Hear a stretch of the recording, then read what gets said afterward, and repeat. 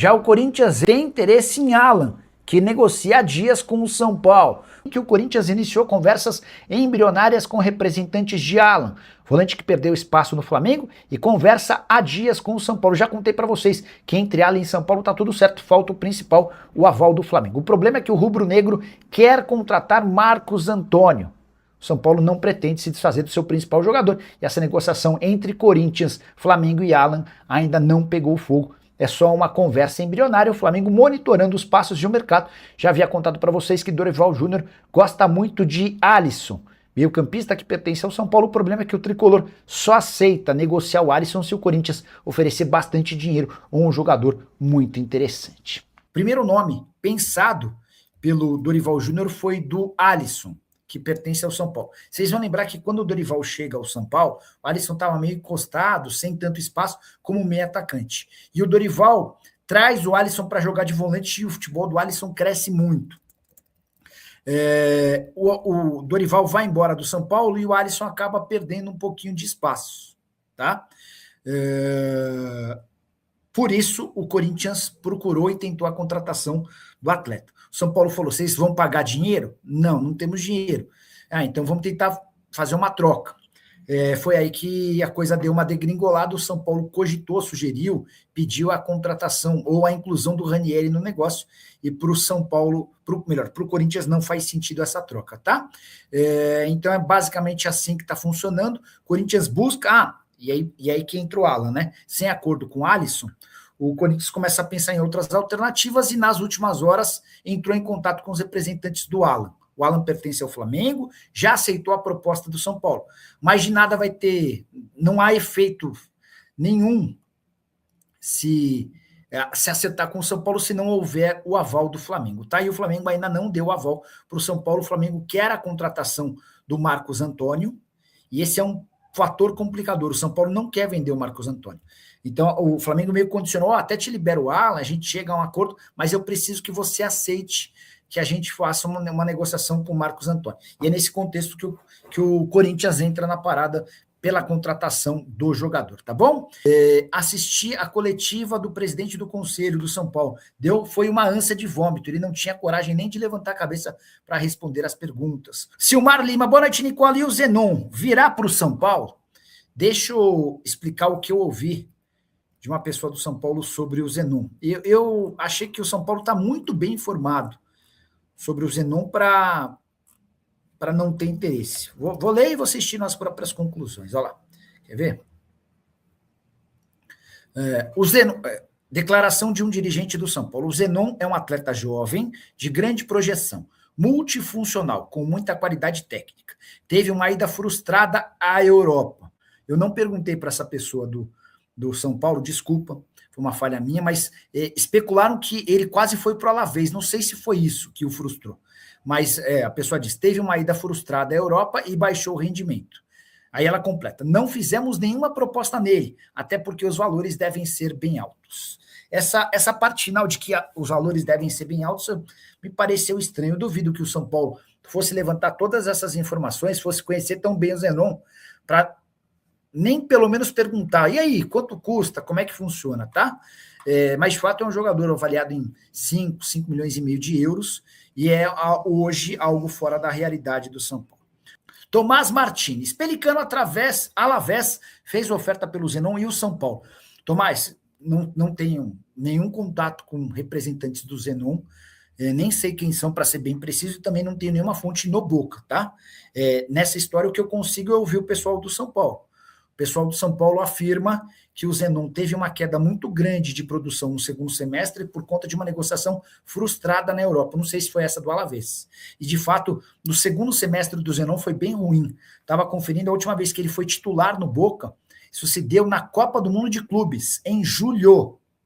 Tá? Então, ao longo de todo o segundo semestre, ele não foi titular nenhuma vez.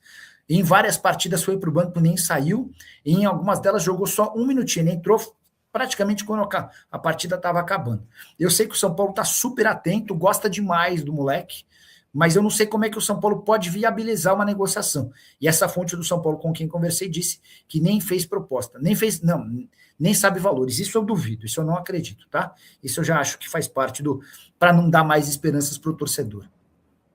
São Paulo ainda não fechou os números de 2025. Ô, Jota, eu preciso checar essa história, vou ver isso para você. Mas o que eu posso te contar, cara, é que hoje, por conta do caos do impeachment, não sei se essa resposta os caras vão me passar, mas eu vou mandar aqui, né? Cara, você não tem noção da confusão que está sendo lá, até porque cada dia que passa surge mais uma bomba e todas relacionadas, e cada vez incluindo mais gente do futebol e do clube do São Paulo, né? Da diretoria do São Paulo. Quer ver, ó?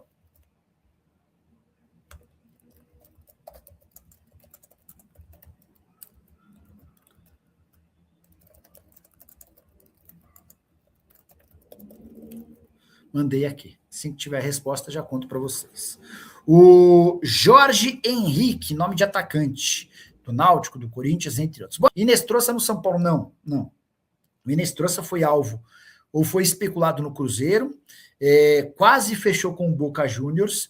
Esse é o Marino Inestrosa, é um atacante colombiano, tá? Que pertence ao Atlético Nacional.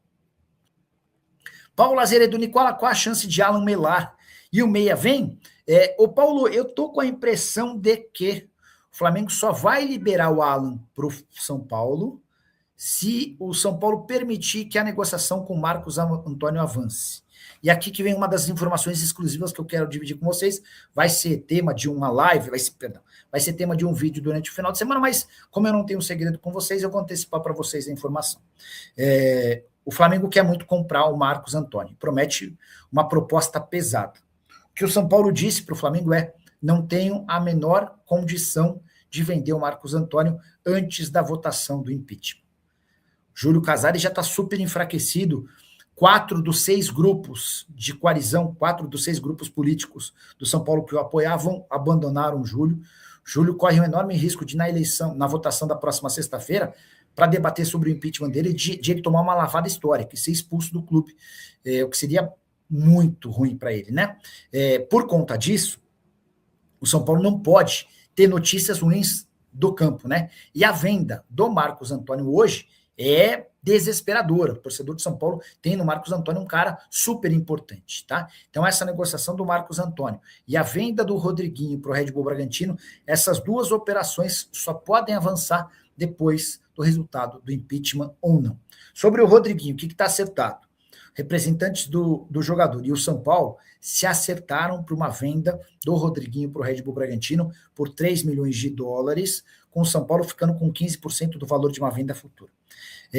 O São Paulo entende que é mais prudente, lógico, e respeitoso até com o próximo presidente, deixar essa decisão para o próximo presidente.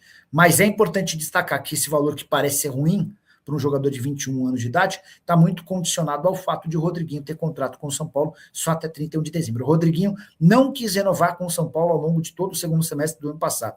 Lembro de perguntar uma vez por semana, ou para o Rui Costa, ou para o Belmonte, ou para o Júlio Casares, e aí a renovação, estamos tentando, está difícil, o empresário não responde, o empresário está... Enfim, no final das contas, não houve a renovação, e agora o Rodriguinho tem a faca e o queijo na mão. Se o São Paulo não vender agora, Rodriguinho, a partir da metade do ano, pode assinar um pré-contrato com o Red Bull ou com qualquer outro clube, saindo de graça do São Paulo em dezembro. Então é algo como pega 3 milhões de dólares agora e 15% de uma venda futura, ou não pega nada. O que vocês fariam no lugar dos dirigentes do São Paulo? PHM 1999, Gonzalo Maroni no São Paulo, amanhã Lusa 1, Palmeiras 0. Torço muito para que seu palpite dê certo, já estou bem ansioso com esse jogo. O Português estreia no Campeonato Paulista amanhã às 20h30 contra o Palmeiras. Estou muito curioso para saber que Palmeiras vai entrar em campo, se é um Palmeiras titular, se é um Palmeiras reserva. Os caras voltaram aos treinos, fizeram primeira atividade com bola na terça-feira. Estou com medo, enfim. Gonzalo Maroni, outro jogador que eu nunca ouvi falar. Gonzalo Maroni. Vocês também dizem. News Old Boys, atacante de 26 anos de idade. 31 jogos, 4 gols, 3 assistências. Deixa eu ver até quanto tem contrato, qual que é o valor de mercado. Jogador de 3 milhões de euros. Importante. O São Paulo não tem, PH. O São Paulo não tem como prioridade a contratação de atacantes. Os alvos eram zagueiro, o Dória foi contratado, informação que você soube primeiro aqui. Lateral direito, o Lucas Ramon está contratado. Ele já assinou um pré-contrato, resta saber se ele chega em 5 de abril, dia seguinte ao fim do contrato com o Mirassol. Se ele chega por agora, o São Paulo já fez 2 ofertas, as 2 recusadas. São Paulo chegou a oferecer R$1 milhão para liberação antecipada, também sugeriu os empréstimos do Luan e do Tolói. O Mirassol recusou as 2, que é R$2 milhões. O São Paulo queria um volante e trouxe o Danielzinho. O São Paulo queria um goleiro, nem sei se queria, eu não tinha escutado como prioridade, trouxe o Coronel. Agora o São Paulo, para completar a lista de prioridades, precisa de um camisa 10. E essa é a posição mais difícil, porque é o jogador mais caro. Sobre atacantes de lado de campo, o centroavante está completamente descartado. O São Paulo já tem o Caleri completamente à disposição, o André Silva fica pronto em menos de 4 semanas, e o Rian Francisco ficar pronto em menos de 40 dias, tá? O que pode acontecer, eventualmente, pintando uma boa oportunidade de mercado, algum ponto a ser contratado, como, por exemplo, o Zenon, que é um nome que agrada bastante. O problema é viabilizar do ponto de vista financeiro. Leandro